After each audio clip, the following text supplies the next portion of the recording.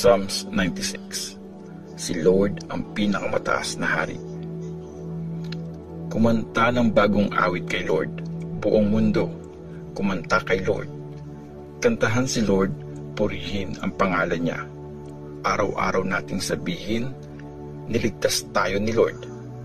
Ipagsabi sa mga bansa kung gaano siya kagaling. Ipaalam sa lahat ng tao ang mga gawa niyang nakakabilib.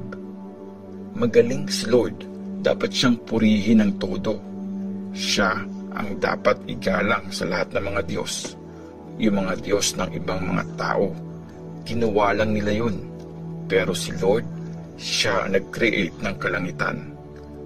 Nasa kanya ang dangal ng pagiging hari. Nakikita sa temple niya ang lakas at ganda niya. Purihin si Lord lahat ng tao sa mundo.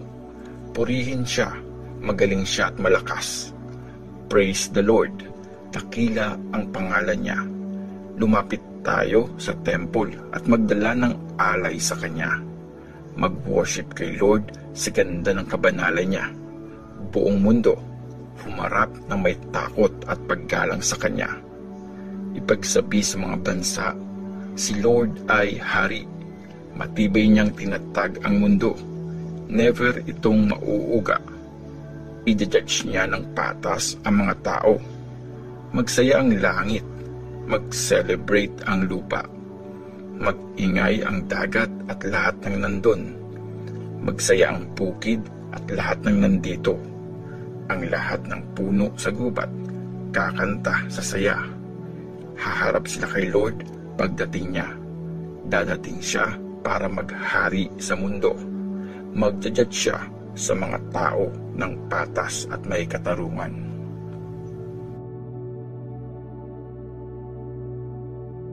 Psalms 97. Si Lord ang naghahari. Si Lord ang naghahari, magsaya ang mundo. Mga islands, mag-celebrate kayo. Nakapaligid sa kanya ang makapal at madilim na ulap. Naghahari siya ng matuwid at makatarungan.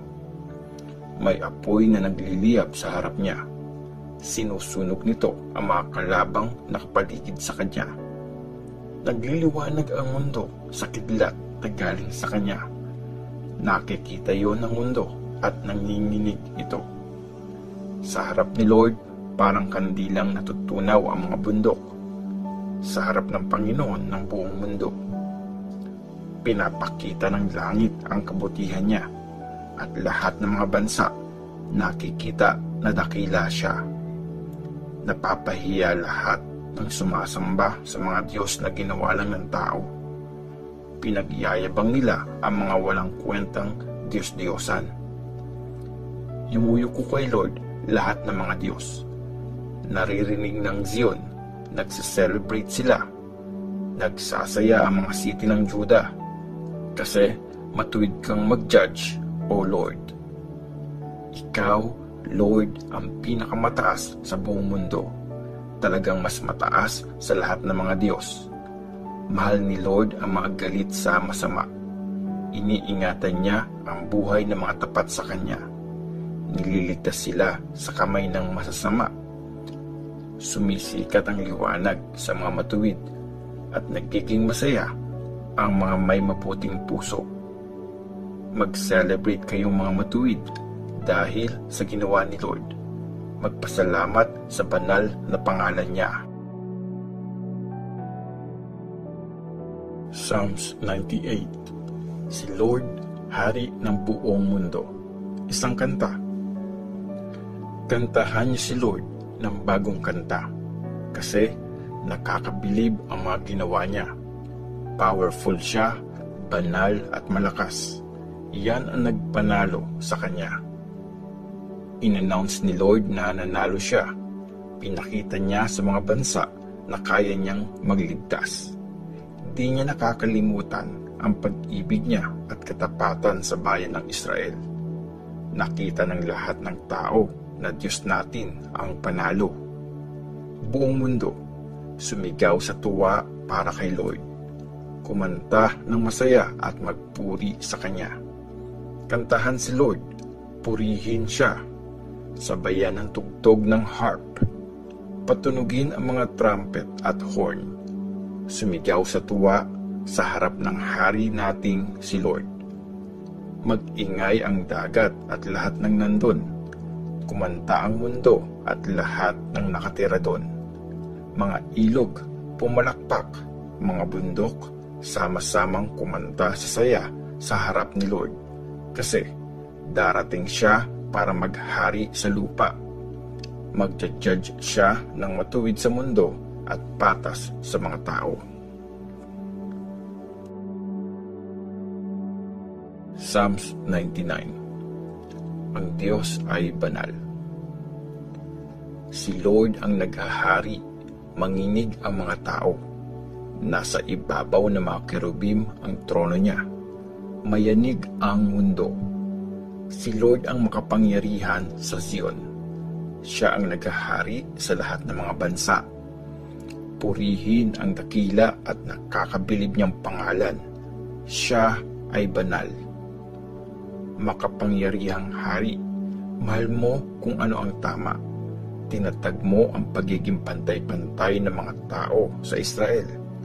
Pinapatupad mo ang hustisya at katuwiran. Purihin si Lord na ating Diyos. Sa paanan niya, mag-worship tayo. Siya ay banal. Sina Moses at Aaron ay mga priest niya. Si Samuel, isa sa mga nag-pray sa kanya. Tumawag sila kay Lord at sinagot niya sila. Kinausap niya sila mula sa ulap na haligi. Sinunod nila ang mga utos niya at bilin. O Lord, aming Diyos, sinagot mo sila. Mapagpatawad kang Diyos sa kanila, pero yung mga nagawa nilang mali, pinaparusahan mo. Purihin si Lord na ating Diyos. Mag-worship tayo sa banal niyang bundok. Si Lord na Diyos natin ay banal.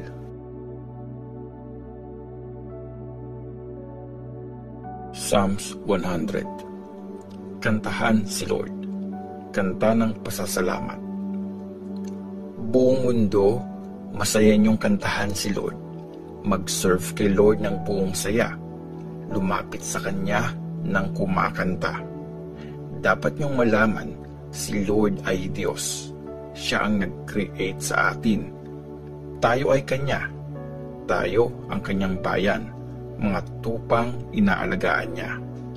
Pumasok sa mga gate ng temple niya nang may pasasalamat. Sa loob nito, purihin siya. Mag-thank you at magpuri sa Kanya. Mabuti si Lord. Forever ang pag-ibig niya at faithful siya sa lahat ng generation.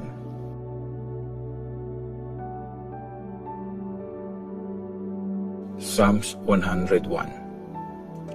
Ang pangako ng hari. Kanta ni David. Kakanta ako tungkol sa pagiging loyal at sa hustisya. Para sa iyo, Lord, ang kantang ito. Mamumuhay ako ng walang kasalanan. Kailan mo ako pupuntahan? Mamumuhay akong may malinis na puso sa tahanan ko. Hindi ko papayagan ang kahit anong masama. Ayoko sa ginagawa ng mga tumalikod sa iyo. Hindi ako makikisali doon.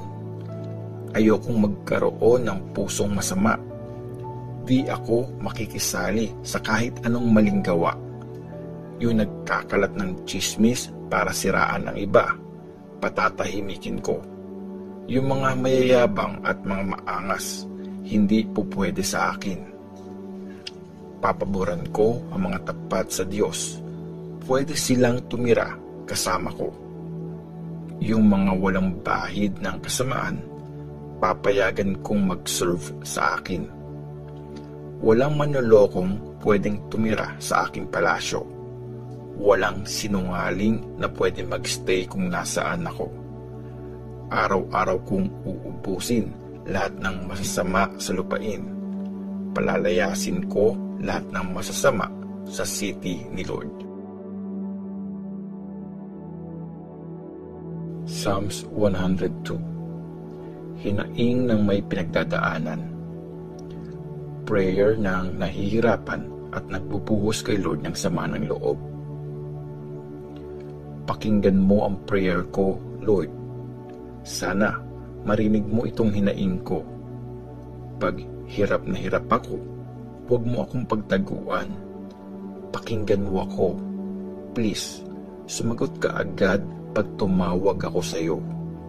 Itong buhay ko, parang usok, nawawala na.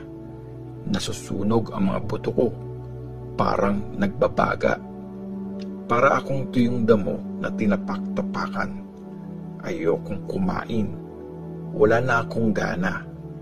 Sa sobrang lakas ng daing ko, butot balat na ang katawan ko. Para akong mailab na ibon sa desert. Parang owl sa lugar na napabayaan na. Nakahiga ako pero di makatulog. Parang ibong nag-iisa sa bubong. Yung mga kaaway ko, buong araw akong iniinsulto.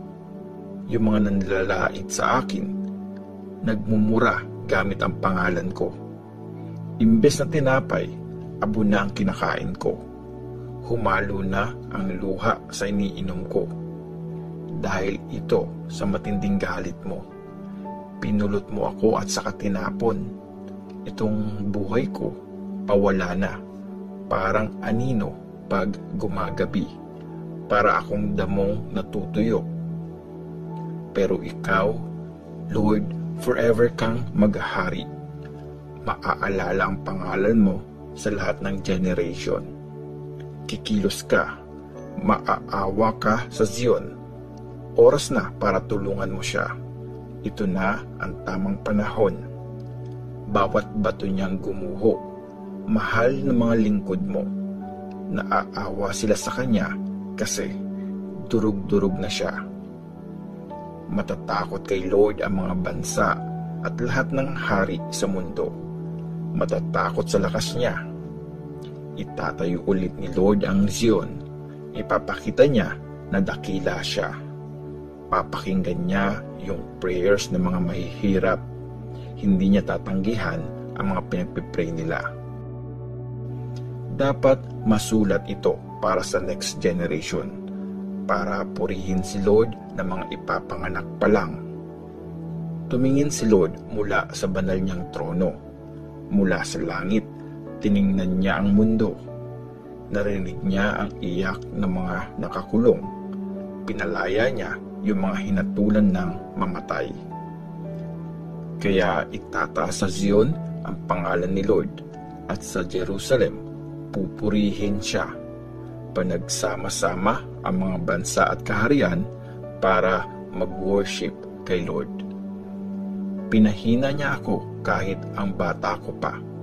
Pinaiksi niya ang buhay ko. Sabi ko nga, O Diyos, forever kang nabubuhay. Huwag mo muna akong kunin.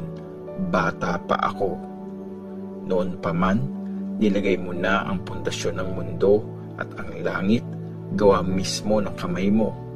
Lahat yan mawawala, pero nandyan ka pa rin. Maluluma lahat yan, kagaya ng damit. Parang damit, papalitan mo sila, tapos mawawala na. Pero ikaw, hindi ka nagbabago. Walang katapusan ang buhay mo. Mabubuhay ng safe ang mga anak ng mga lingkod mo. Magpapatuloy ang lahi nila dahil sa iyo.